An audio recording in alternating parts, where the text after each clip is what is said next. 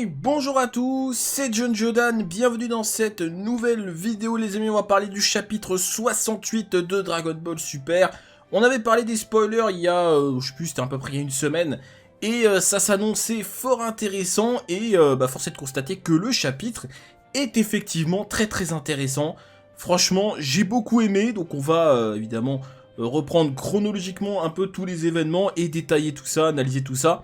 Mais en tout cas, c'était pour moi, à mon sens, un chapitre très cool qui amène pas mal de choses, pas mal d'intrigues hein, finalement par rapport à ce début d'arc, hein, parce qu'on est juste au début.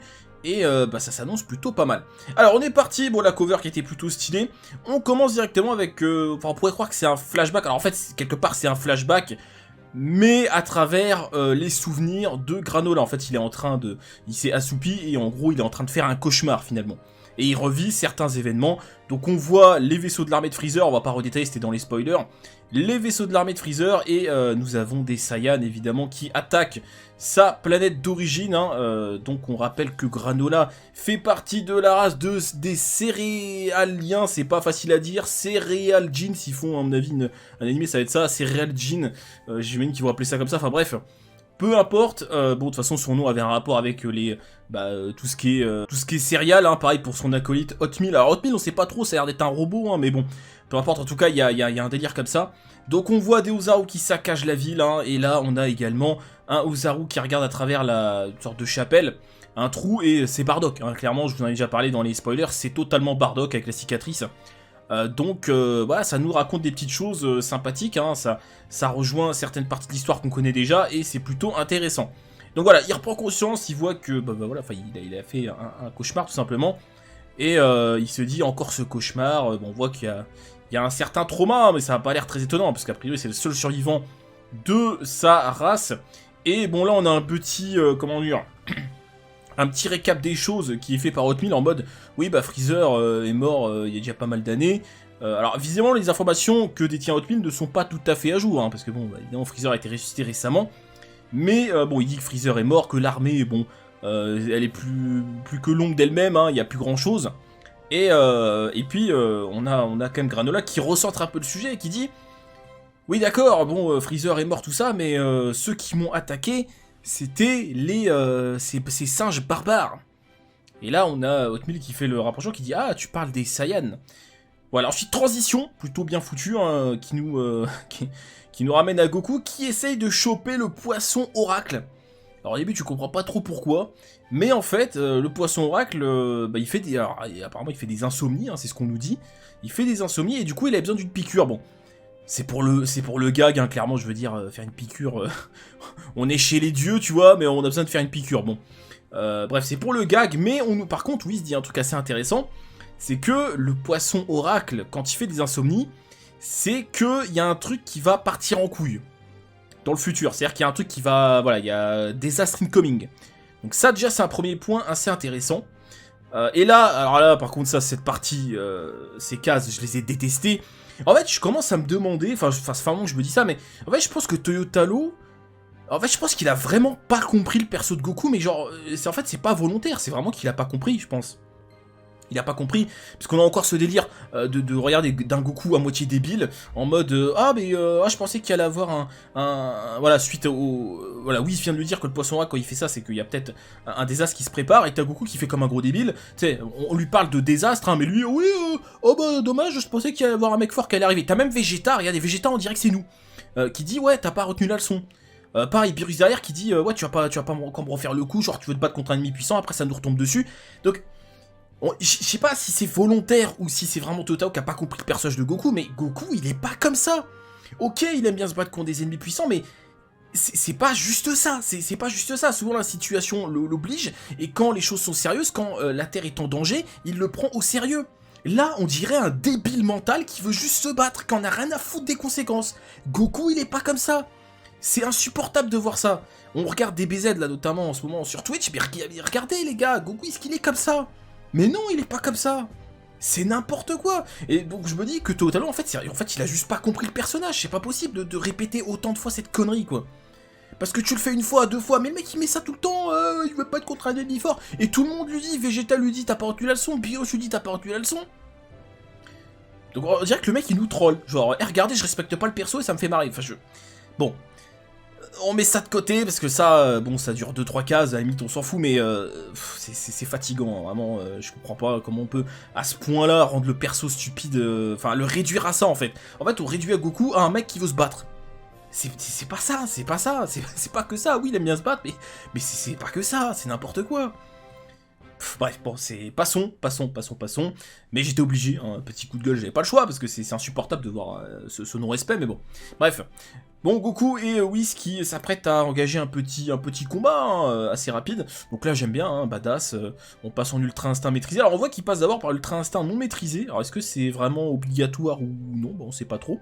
Vegeta qui rage un petit peu, logique.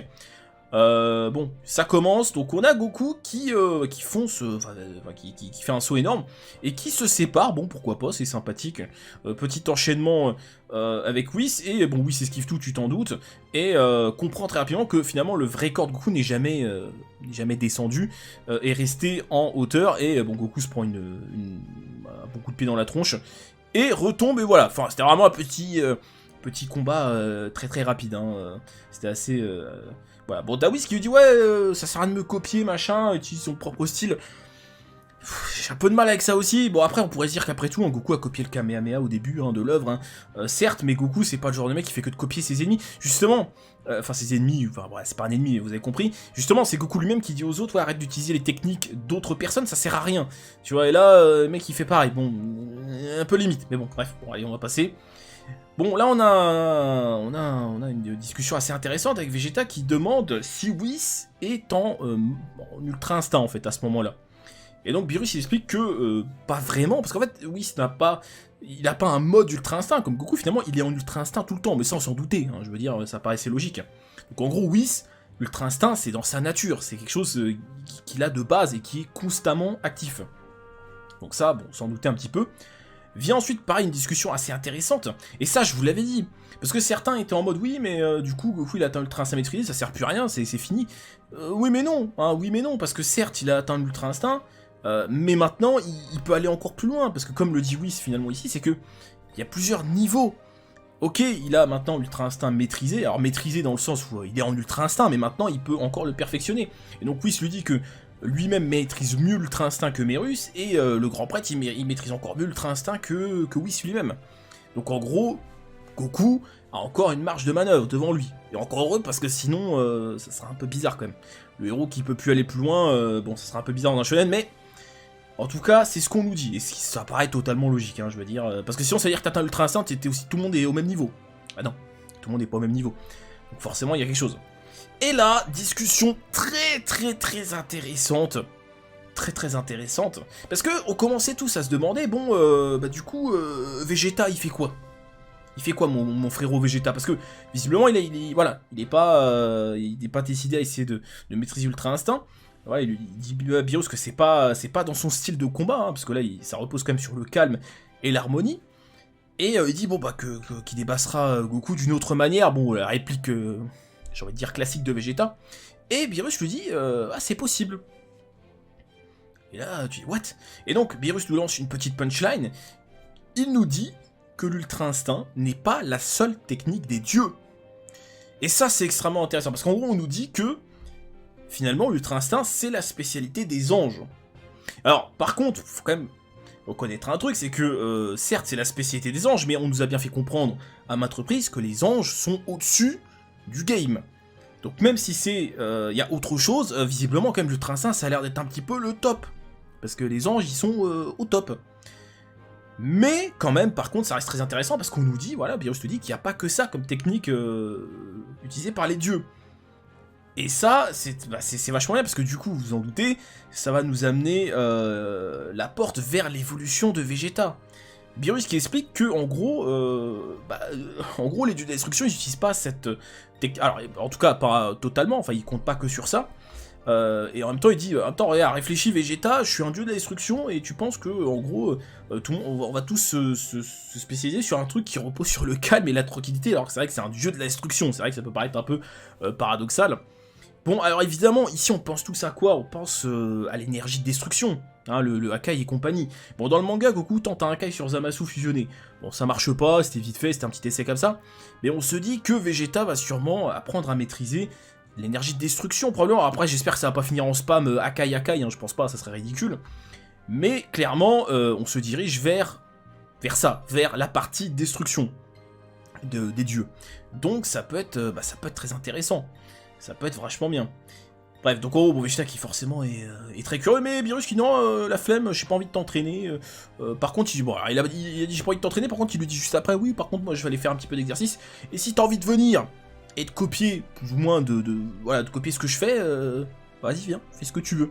Et donc Vegeta suit Beerus. Donc on imagine très largement ici que Vegeta va évoluer de sa propre manière, et du coup, mais malgré tout, pas juste avec une transformation SCJ-Buu 2 ou je sais pas quoi, mais vers quelque chose quand même de divin. Une technique divine. Donc là, c'est pas Ultra Instinct, ce sera autre chose. Et je trouve que c'est une très bonne idée, parce que si Vegeta, il avait fait aussi Ultra Instinct d'une manière ou d'une autre, c'était un peu redondant, les amis, hein, c'était un petit peu redondant. Bon, après, on va pas se mentir, derrière ça se cache comme une raison fanservice, parce que on imagine très facilement que Vegeta va avoir une transformation dédiée, une couleur de cheveux dédiée. D'ailleurs, on peut tout de suite voter pour le violet, très probablement, si vous voyez ce que je veux dire. Mais bon, voilà, après ça c'est logique, mais dans tous les cas, je trouve ça quand même très intéressant. Bon, on revient sur Granola qui arrive sur une espèce de planète, je sais pas, planète vaisseau, enfin c'est un peu bizarre. Et du coup, bah en fait, il va livrer Sevensley, en fait, contre argent. Hein, c'était même pas pour lui, pour l'utiliser, c'était pour le donner à des personnages pour de l'argent. Ah voilà, c'est aussi con que ça. Bon, il croise un mec sur le chemin qui essaie de marcher en mode ouais, viens, on dit qu'on l'a ramené tous les deux. Bon, il veut profiter. Bon, bref, on passe assez vite. Granola lui dit casse-toi, c'est mort. Concrètement. Et ici, on arrive. Bon, voilà, on a 4 personnages. C'est vrai que bon, beaucoup ont pensé à ça, mais quand tu vois ces 4 persos, tu penses un peu à Bojack. Hein, c'est les Cardians sont un peu semblables à ceux de Bojack et sa team. Bon, pourquoi pas, on s'en fout, est-ce qu'il y a vraiment un rapport avec ça? Je ne sais pas, mais c'est vrai que les Carisiennes sont assez ressemblants. Bon. Et bon, visiblement, il était attendu, hein, et on va voir après, bien sûr, que, en gros, c'est une personne chez qui, en gros, il reçoit des missions, genre, vas-y, va me chercher ci, va me faire chercher ça, et puis après, il est payé en argent, tout simplement. C'est aussi bête que ça, travail, bon, voilà, travail rémunéré, j'ai envie de te dire. C'est tout, hein, donc bon du coup Granola confie Sevensley et puis il récupère ses sous, c'est aussi simple que ça, hein, c'est tout bête. Voilà. Bon après on a un petit discours en mode ouais bah actuellement, alors ça a un petit peu parlé avec le monde d'aujourd'hui, mais ce qui permet de maîtriser, enfin comment dire, de régner un peu sur l'univers, c'est un bien grand mot, mais c'est pas forcément d'être très fort, mais c'est l'argent, les informations, tout ça, et bon bah, ça fait un petit peu parler avec notre monde. Voilà, il dit que s'il a besoin d'un guerrier très très fort, bah, au pire il l'achètera s'il faut. Bref, bon, pourquoi pas. Donc on a ce personnage, d'ailleurs on n'a pas encore son nom je crois, hein, qui dit que Freezer est vivant. Hein, je vous disais tout à l'heure qu'il n'avait pas les informations à jour. Et donc Granola, bah ça le hype un petit peu, parce que il a quand même encore soif de vengeance. Ah oui. Donc voilà, il est hypé et il veut savoir où il est, il veut savoir, voilà, il va avoir des informations. Et on a le mec qui lui dit non mais de toute façon frérot, tu fais pas le poids. Hein, tu vas te faire défoncer, et on va très vite voir que tout ça c'est un stratagème, parce qu'en gros, on va dire que le mec là il a un petit peu peur quand même de Granola, qui le juge comme étant quand même assez puissant, et qui se dit que s'il devient encore plus puissant, il pourrait devenir une gêne à un moment donné, et du coup en gros il a fait exprès de lui révéler ça pour que Freezer tue Granola, hein, quand celui-ci va sûrement aller l'affronter de ses propres mains, comme ça lui il est tranquille. Donc voilà, c'est vraiment en fait c'est une provoque en mode il est vivant, tu veux pas aller le voir, bon. Tout ça, c'est un stratagème. Après, bon, c'est un peu tôt pour juger de tout ça. Est-ce que Granola, en fait, on sait pas trop, il est fort à quel point là tout de suite. À mon sens, clairement, là, je pense pas qu'il soit extrêmement fort. Hein, donc bon, après, faut voir. Bon, il y a un petit combat, enfin, un combat, c'est un bien grand mot. Hein, il se fait maîtriser en 2-2 par un des sbires.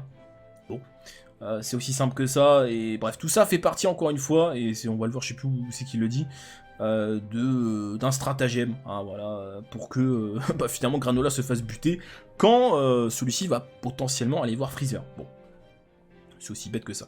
Et puis par contre, on a une petite dernière scène quand même qui nous dit que ils veulent la location de Zuno. Alors Zuno, vous savez, c'est cette espèce de grand sage là qui connaît tout sur tout. Donc c'est voilà, c'est bizarre. C'est vrai que là, je sais pas trop où ça va nous mener ce truc-là. Est-ce que ces persos vont être récurrents? Est-ce que... ouais, je sais pas. Franchement, c'est assez étrange. C'est assez étrange, bref. Bon, en tout cas, Granola veut prendre sa revanche, hein, ça c'est clair et net.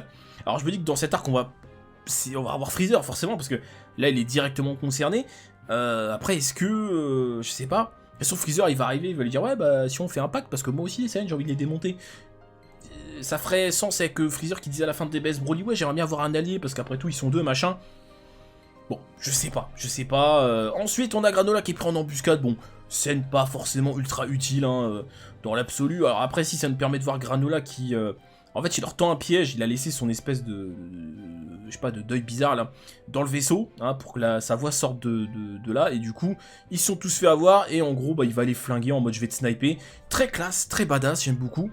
Parce qu'en gros, on nous dit que bah, l'œil, alors c'est l'œil gauche, enfin, non, l'œil droit, du coup, des Saiyajin, en gros, ils ont une faculté spéciale. Bon, on voit quand même qu'ils sont dédiés un peu au... j'allais dire... pas au sniper, mais vous voyez un peu le délire. Donc pourquoi pas, c'est intéressant, c'est sympathique. Bon, et puis après ça, on a Granola qui un peu se remet en question et qui se dit qu'il va devoir devenir bien plus fort pour pouvoir venger les Saiyajin. Donc je sais pas jusqu'où tout ça va nous mener. Et là, le poisson oracle qui nous met la hype, qui nous dit, en gros dans l'univers 7, la balance est en train de un peu de s'effondrer et il dit le plus puissant guerrier de l'univers va bientôt se réveiller, va bientôt arriver. Ah quand même. Ah quand même. Donc là les amis, donc fin de chapitre plutôt habile, hein, ça te met clairement la hype. Le plus puissant guerrier de l'univers va bientôt arriver, va bientôt se réveiller. De quoi parle-t-il? Il parle de Granola qui va devenir plus puissant, mais bon, de là, le plus puissant de l'univers, enfin je veux dire... sachant que, après le poisson oracle, quand il dit le plus puissant de l'univers, il prend quoi en compte? Il prend aussi Beerus, il prend Whis en compte, vous voyez ce que je veux dire? Ça c'est pareil, on sait pas trop. Après je pense pas, mais... est-ce qu'il prend Goku en compte? Bah normalement oui. On sous-entend que quelqu'un de plus fort de Goku va arriver. Alors moi je veux bien, mais il va falloir nous expliquer comment ce personnage qui va arriver, à part si c'est un qu'on a déjà vu, mais comment il va devenir plus fort que, visiblement, plus fort que Goku. À un tel niveau. Il va falloir me l'expliquer correctement, parce qu'autant Molo c'était plutôt bien fichu, parce qu'il a absorbé l'énergie des planètes, etc., etc. Donc bon, ok, de base c'était pas un ennemi si fort que ça, mais là, bon, va falloir m'expliquer d'où ça sort. Donc je sais pas, à moins qu'il parle de Broly. Bah non, je pense pas... Mais bon, en même temps, je sais pas, c'est très mystérieux les gars, en tout cas ça fout un peu l'hype, hein, je veux pas vous mentir. Donc un chapitre fort intéressant, hein, vraiment pas mal du tout, avec du flashback, bah pareil, voilà, qui nourrit un peu l'histoire de Dragon Ball, qui fait des jonctions assez intéressantes. Un passage avec Goku Whis plutôt pas mal aussi, avec l'Ultra Instinct, petite leçon. Vegeta qui se dirige vers une nouvelle voie pour, monter en puissance, hein, et ça peut être très très intéressant. Et puis bah, tout ce qui se passe avec Granola, hein, pour l'instant c'est un peu flou, mais ça s'annonce plutôt cool. Donc j'espère que ça va continuer comme ça. Alors si juste Toyota, si tu pouvais arrêter que Goku veut juste se battre, ça me ferait bien plaisir. Autrement, j'espère que ça va continuer. Les dessins, j'en ai pas parlé, mais je les trouve très très bien faits. Enfin, j'ai pas trop de soucis. Franchement, je trouve que c'est bien travaillé, c'est bien... bon, j'ai rien à dire là-dessus. Et j'espère que ça va continuer, parce que bon, l'arc Molo, les 2 tiers c'était génial, et puis à la fin c'est devenu du grand n'importe quoi. Donc j'espère que on va pas repartir là-dessus. Parce que là, franchement, je trouve qu'on a un début d'arc très très intéressant. Donc ça promet les amis. N'hésitez pas à me dire en commentaire vous ce que vous avez pensé de ce chapitre, hein. Et puis bah, faites-moi part aussi de vos théories, hein, pourquoi pas, hein, dans l'espace commentaire. Et puis sur ce, bah, je compte sur vous, le petit pouce bleu. On n'hésite pas à s'abonner si c'est pas déjà fait. Des bisous à tous, à très bientôt. Salut!